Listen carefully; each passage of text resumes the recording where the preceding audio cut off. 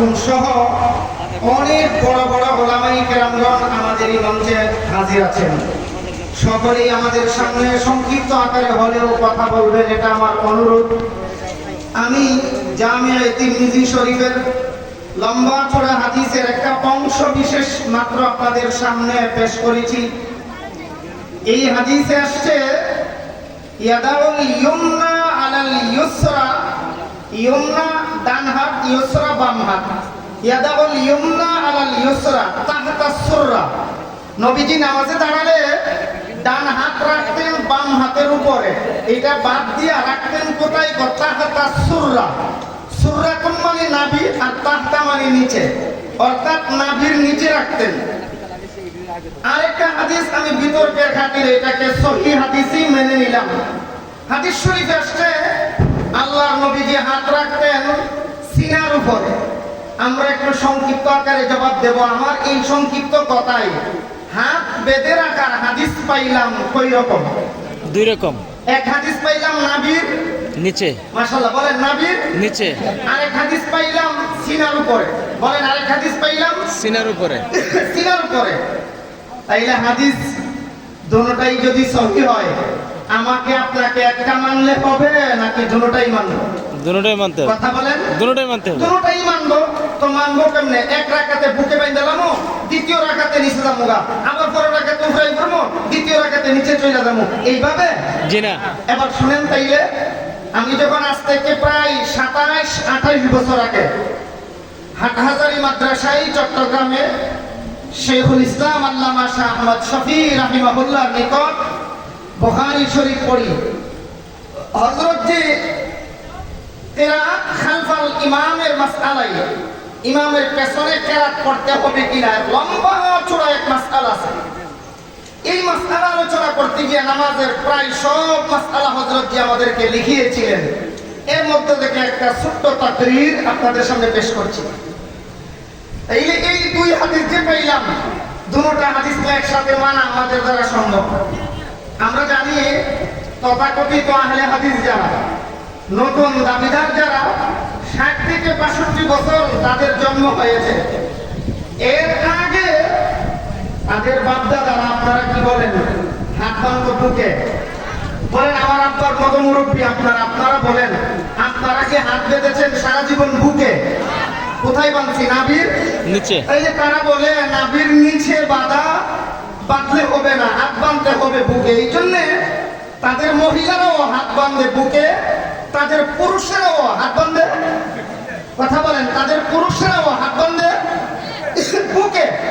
তাই এবার বুঝাতে কোন হাদিস ছাড়া বুকেরটা মানলো আর নাভির নিচেরটা ছাড়লো। বুকের হাদিস মানলো, নাভির নিচের হাদিস ছাড়লো। আমাদের মাযহাবের ইমাম, ইমামুল আইম্মা, সিরাজুল উম্মাহ, ইমাম আবু হানিফা নু'মান ইবনে সাবিত রাহিমাহুল্লাহ এক সুন্দর সামঞ্জস্যতা বর্ণনা করেছিলেন। কুতবে আলম আল্লামা হুসাইন আহমদ মাদানী রাহমাতুল্লাহি আলাইহির সুযোগ্য খলিফা শাইখুল ইসলাম আল্লামা শাহ আহমদ শফি রাহমাতুল্লাহি আলাইহি হযরত বলেছিলেন, ইমাম আবু হানিফা রাহমাতুল্লাহ আলাইহি বলেন হাদিস দুটোটাই সহিহ, ঠিক আছে, তাইলে আমরা দুটোটাই মানবো। বলে কেমনে মানবো? ওই বুকের হাদিস প্রযোজ্য মহিলাদের জন্য, নাভির নিচের হাদিস প্রযোজ্য পুরুষদের জন্য। হাদিস এই তদবির দিয়ে হাদিস মানলে যদি আহলে হাদিস হয়, আমরা দুটো হাদিস মানছি, তাহলে আমরা সেনা আহলে হাদিস হওয়ার কথা ছিল। কথা বলেন, তোমরা তো বুকের হাদিস মানলাই বেটা বেটি মিলিয়া, আর নিচের হাদিস ছাড়লা, তাইলে এক হাদিস ধরলা আর এক হাদিস ছাড়লা। আর আমরা মহিলারা বুকের হাদিস মানলো আর পুরুষেরা নাভির নিচের হাদিস মানলো, তাইলে আমরা বেটা বেটি মিল্লা হাদিস মানলাম কয়টা? দুইটা। এরা বেটা বেটি মিল্লা হাদিস মানলো কয়টা? একটা। আরে আমার উস্তাদ মুহতারাম তো এক কথাও বলতেন, যুক্তিও কয় মহিলারা হাত বাঁধবো বুকে আর পুরুষে বাঁধবো নিচে। বলে কেমনে? মহিলারা যদি বুকে হাত বাঁধে পর্দা কমে না বাড়ে? বাড়ে। আর হযরত বলেছিলেন পুরুষে যদি নাভির নিচে বাঁধে পুরুষেরও পর্দা এবং সতর রাখতে সহজ হয়। বলে কেমনে? কয় পুরুষরা নাভির নিচে বাঁধলে কোনো বিপদে আপদে পড়া যদি লুঙ্গি ছুটতে ওদের তো গাছা বাঁচার দর্শি তো দর্শি সাবধান না। তাহলে যোগ দিয়ে কয় পুরুষ বানবো নিচে, মহিলাই বানবো উপরে। উপরে। তাইলে আমরা হাদিস মানলাম দুটা, বলেন হাদিস মানলাম দুটা। আর এরা মাযহাব না মানার কারণে তদবির দেওয়া সামঞ্জস্যতাপূর্ণ করার মতো জ্ঞান পাইল না। বাহারে হাল শেষ কথা বলেন তো, তাদের বাপদাদারা কি উপরে বানতো? তাহলে বাপদাদারা বানতো কোথায়? নিচে। আমার কোন বাপদাদারা মানতো কোথায়? নিচে। এখানে উপস্থিত আছেন অনেক সময় উস্তাদের কথা নকল করি আমরা, আর ছাত্র যদি যোগ্য হয় অনেক সময় ছাত্রের কথাও আমরা বলতে দ্বিধাবোধ করি না। এখানে যারা আছেন এর মধ্যে আমার একেবারে সবচেয়ে প্রিয় বলা যেতে পারে আমজাদ হোসেন চেয়ারম্যান সাহেব কয় সাইফুল্লাহ সাদি বাংলা ওয়াজ করে। আমি সাইফুল্লাহ সাদি সাহেব আমার থেকেও ছোট্ট মানুষ, আমি তো ছোট হইলেও দাঁড়িয়ে দূরিয়ে বোঝা যা বয়স 50-এর উপরে হয়েছে। আর ইলা অনেক সময় প্রধান বক্তার মাহফিলে গেলে গাই বাচ্চা তুই পিছনে যা। সাইফুল্লাহ সাদি হাফিজাহুল্লাহ আছেন আমাদের পেছনে, এখানে আছেন। আমি ওনার একটা দৃষ্টান্ত শোনাই শেষ করছি।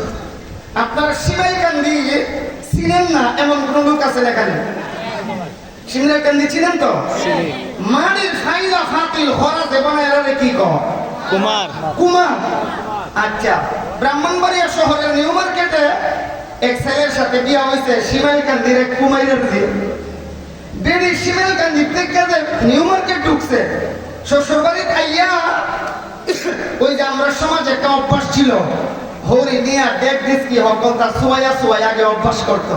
দেখাই তো, আমি বাস্তবে দেখেছি। যখন খরা গলি উল্টাইয়া নিউ মার্কেটের শাশুড়ি নতুন বউ সিমাইকান্দির বেডিরে উল্টাইয়া দেখা মাটির খরাটা দেখা শাশুড়িরে জিগায় আম্মা এটা কি? অর্থাৎ বিড়ি যে শহর ঢুকছে আলতা মোডান বুঝাইবার জন্য তাই হর আসছিলে না, তাই বুঝাই তো শাশুড়িরে কয় আম্মা ইটা কি? হরি বিড়ি কালো টুকুর দিয়া কয় বাপ দাদা সত্য গোষ্ঠী কুমাই রাখছি আমার বাড়িতে আয়া কস ইটা কি? আমরা বলবো তোমরা এখন আহলে হাদিস যারা নাম দাও, তোমরা বাপ দাদাই সত্য গোষ্ঠী তো নাবির নিচে হাত পেতে নামাজ পড়েছে, আজকে তোমরা কো ইটা কি? তোমরা তো সিমাইকান্দির বিড়ির চেষ্টা খুব বেশি পালন হয়।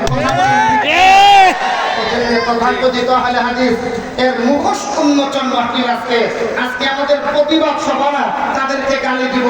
আমাদেরকে কেউ গালি দিলে আমরা তাকে বুকে জড়িয়ে হক কথা বুঝাতে চাই। আমাদের উলামায়ে কেরামগণ আমাদেরকে হক কথাগুলি বুঝাবেন, আমাদেরকে আল্লাহ তাআলা এগুলি বুঝি শুনে মানার তৌফিক নসিব করেন। সকলেই বলে আমিন। ওয়া আখিরু দাওয়ানা আলহামদুলিল্লাহি রাব্বিল আলামিন।